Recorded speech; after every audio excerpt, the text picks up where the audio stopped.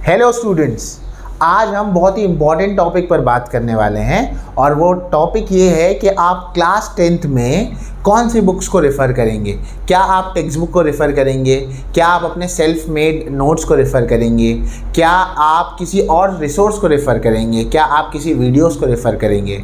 तो आज हम इस टॉपिक पर बात करने वाले हैं। ये वीडियो एक ऐसा वीडियो है, शायद ही आपको यूट्यूब पर कहीं और ऐसा वीडियो आपको मिल जाए। जैसे कि हम जानते हैं कि 10th स्टैंडर्ड में हमारे पास कुछ कॉमन सब्जेक्ट्स के बारे में मैं बात कर रहा हूँ। कुछ कॉमन सब्जेक्ट्स हैं हमारे पास, जैसे कि इंग्लिश है, हिंदी है, मराठी है, साइंस है, मैथमेटिक्स है और सोशल स्टडीज़ है। तो हम इन सब्जेक्ट्स को लेकर इन पर बात करेंगे कि हमें कौन सी डाइजेस्ट को रेफ़र करना है।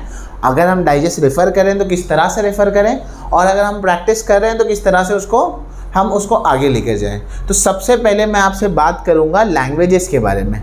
जैसे कि मैंने आपको सब्जेक्ट्स तो सारे बता दिए थे कि मैं इन सब्जेक्ट्स पर बात करूंगा, तो अब हम जाएंगे लैंग्वेजेस के ऊपर।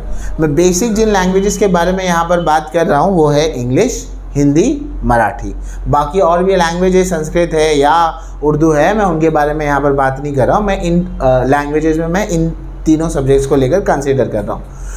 अब जब हम लैंग्वेज की बात करते हैं तो बच्चे काफ़ी कंफ्यूज हो जाते हैं, सर किस तरह से प्रिपेयर करें। क्योंकि जो हमारा मेजर कंसर्न तो ये होता है कि लैंग्वेजेस में सर हमें कॉम्प्रिहेंशन आएंगे, यानी कि पैसेजेस आएंगे, तो हमें याद तो कुछ करना है नहीं, और कुछ स्पेसिफिक क्वेश्चंस है जो हम याद करते हैं, जैसे कि हम पोएम का एप्रिसिएशन याद करते हैं और कुछ टिपिकल ब्रीफ जो रैपिड रीडिंग के होते हैं वो हम पढ़ते हैं। तो क्या इसके अलावा लैंग्वेज को कैसे प्रैक्टिस किया जाए, आप किस तरह से लैंग्वेज में अपना स्कोर बढ़ाएं। जैसे कि आप मैथ्स करते हैं तो आप उसको अलग अलग किताबों से प्रैक्टिस करते हैं, टेक्स्ट बुक से प्रैक्टिस करते हैं और बार बार रिपीट करते हैं। तो आप ऐसा क्या करेंगे जिससे आपकी लैंग्वेज की प्रैक्टिस अच्छी हो। तो सबसे पहली बात और सबसे इम्पॉर्टेंट कंसर्न जो है वो है हमारा टेक्स्ट बुक।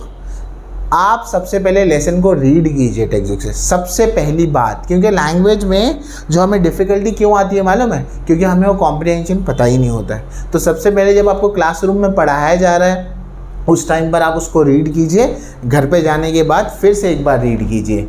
अब दूसरी बात क्या है, ये होने के बाद आप डाइजेस्ट से उसकी कृति जो होती है उसको सॉल्व कीजिए। जो आपको छोटे छोटे फॉर्मेट में क्वेश्चन आंसर्स वहाँ पर होते हैं उसको पढ़िए, वहाँ से उसको याद कीजिए। लिटरली आपको हर एक के लिए याद करना है।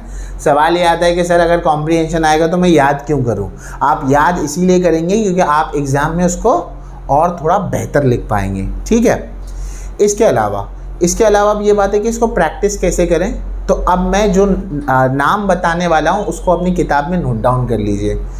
नवनीत की वर्ब बुक आती है, इंग्लिश की, हिंदी की, मराठी की। वर्ब बुक क्या, जिसके अंदर प्रैक्टिस वर्कशीट्स होती है जो पूरी की पूरी एम्प्टी होती है। आपको करना क्या है, आपको उन एम्प्टी वर्ब बुक्स को लेना है। आपने डाइजेस्ट से जिस तरह से प्रिपेयर किया, डाइजेस्ट से आपकी प्रिपरेशन कंप्लीट हो गई। सपोज करो आपने एक पैसेज उठाया, प्रिपरेशन आपकी कंप्लीट हुई, आप वहाँ जाएंगे, उस वर्ब बुक में आप उसको प्रैक्टिस करेंगे और कंप्लीट करेंगे अपनी प्रिपरेशन को।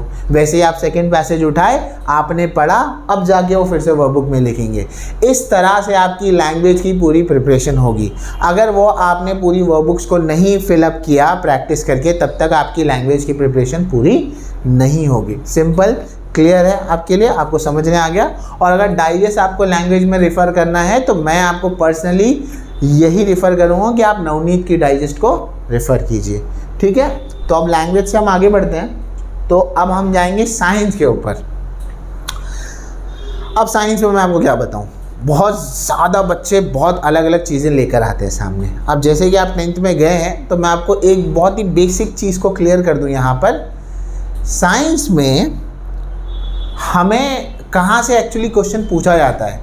हमें क्वेश्चन जो साइंस में पूछा जाता है वो टेक्स्ट बुक से पूछा जाता है। तो हमारा बेसिक एम क्या होना चाहिए, हमारा बेसिक एम ये होना चाहिए कि हम टेक्स्ट बुक को पहले अच्छा करें, यानी कि टेक्स्ट बुक को सबसे पढ़ें, एकदम अच्छे से सबसे पहले टेक्स्ट बुक को पढ़ो। यानी कि जब आपको समझ आ गई ना चीज़ें, देखो एक बेसिक आइडिया बताता हूँ साइंस पढ़ने का। जब भी आपका लेक्चर होगा तो लेक्चर से पहले रीड करके जाओ और लेक्चर के बाद रीड करो। अब रीड हो गया, अब रीड होने के बाद हर एक टॉपिक का नोट्स बनाओ। फॉर एग्जांपल आपको डीसी मोटर दिया है, डीसी जनरेटर दिया है, तो आप उसके नोट्स बनाएं। नोट्स माने आप पढ़ें, आपको जो समझा टिपिकल एक आंसर के फॉर्मेट में उसे लिखे और नोट्स बनाएं। साइंस के हर एक चैप्टर के, हर एक लेसन के आपको नोट्स बनाने हैं और वही नोट्स से एक्चुअली आप स्टडी करेंगे। क्योंकि अगर आप किसी भी डाइजेस्ट को साइंस के उठाएंगे तो एक चैप्टर में मिनिमम से मिनिमम 200 से 250 क्वेश्चंस ओवरऑल ऑब्जेक्टिव्स के साथ मिलकर आ जाते हैं। तो बच्चे वो डाइजेस्ट की साइज़ को देखकर ही डर जाते हैं कि सर हम पढ़े क्या। एक्चुअली में बेटा वो आया कहाँ से, टेक्स्ट बुक से। और टेक्स्ट बुक में टोटल लेसन कितने पेज का है, 10 पेज का लेसन है। अगर 10 पेज का लेसन है तो आप वो 10 पेज को अच्छे से कर लें, रादर देन वो 200 से 250 क्वेश्चंस को मगअप करने से तो बेटर ही है। और अगर नोट्स बनाएंगे आप तो उसका और एक एडवांटेज क्या है आपका, उसका और एक एडवांटेज ये है कि वो आपको याद रहेगा। ठीक है। रही बात कि कौन सी डाइजेस्ट रेफ़र करनी है, तो साइंस में आप अगर 1 से 2 अलग अलग पब्लिकेशन की डाइजेस्ट ले लेंगे, जैसे नवनीत और टारगेट का कॉम्बिनेशन बना लिया, नवनीत या मास्टर की का कॉम्बिनेशन बना लिया, तो ये बेस्ट कॉम्बिनेशन होगा।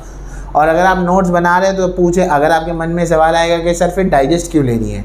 डाइजेस्ट में ना एक स्ट्रक्चर्ड मैनर में सारी चीज़ें लिखी होती है, तो अगर आपको स्ट्रक्चर फॉलो करना है ना तो आपके पास डाइजेस्ट होनी चाहिए। ठीक है। तो ये साइंस की बातें हो गई। अब हम आगे बढ़ते हैं, नेक्स्ट पर जाते हैं मैथ्स पर। मैथ्स काफ़ी सिंपल है।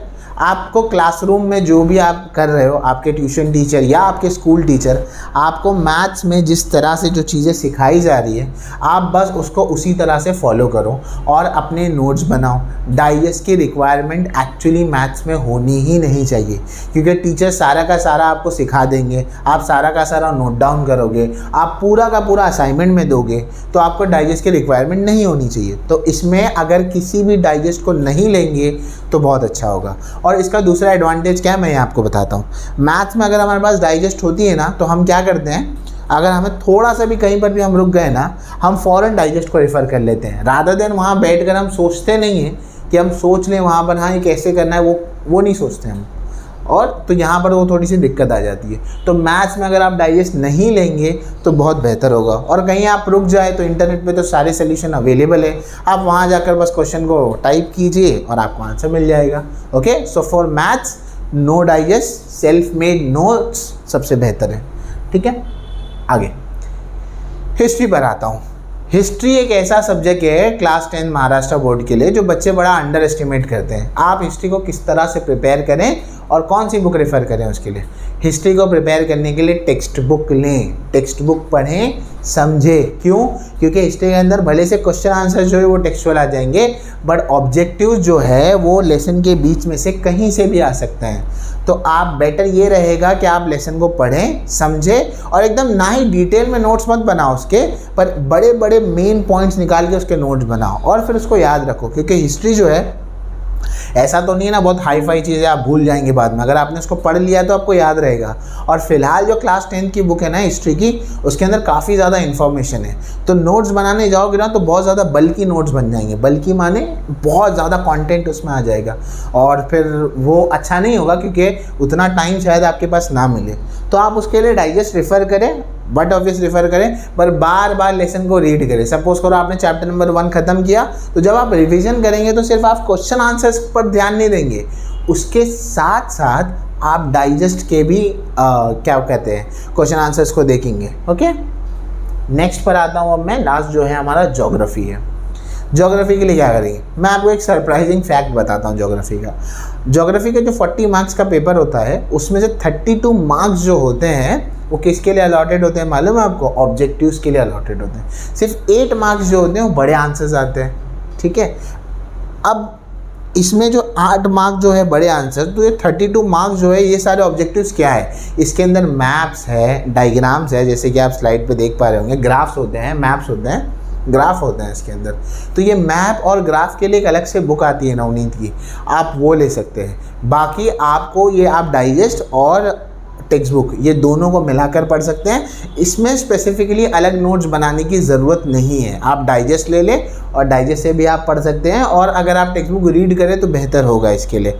ठीक है, क्योंकि इसमें भी ऑब्जेक्टिव्स हैं, ये कहीं ना कहीं बाहर से आ सकते हैं, बट 32 मार्क्स जो है आपके सिर्फ और सिर्फ ऑब्जेक्टिव बेस्ड हैं, ये आपको इसमें याद रखना है। ओके, तो ये मैंने ओवरऑल आपको बुक्स बता दी किस तरह से पढ़ना है और कौन सी बुक रेफ़र करनी है। होप सो आपको ये वीडियो पसंद आया होगा। अगर पसंद आया तो प्लीज़ लाइक कीजिए, शेयर कीजिए, सब्सक्राइब कीजिए और बाकी 10th स्टैंडर्ड के स्टूडेंट्स को बताइए कि इस तरह के आपको किस तरह से प्रिपरेशन करनी है। और बहुत जल्द मैं 10th स्टैंडर्ड को यूट्यूब पर रेगुलर लेक्चर्स अपलोड करने वाला हूँ। हमारे ऐप पर आमिर सर्स इंस्टीट्यूट इस नाम से एक ऐप है, उस ऐप पर भी हम बहुत जल्द रेगुलर लेक्चर्स अपलोड करेंगे, टेस्ट अपलोड करेंगे। तो आप उसको वो बेनिफिट को अवेल कर सकते हैं। ऐप को डाउनलोड कीजिए, डिस्क्रिप्शन बॉक्स में आपको डाउनलोड का लिंक मिल जाएगा। होप सो आपको लेक्चर पसंद आया होगा। Okay, thank you.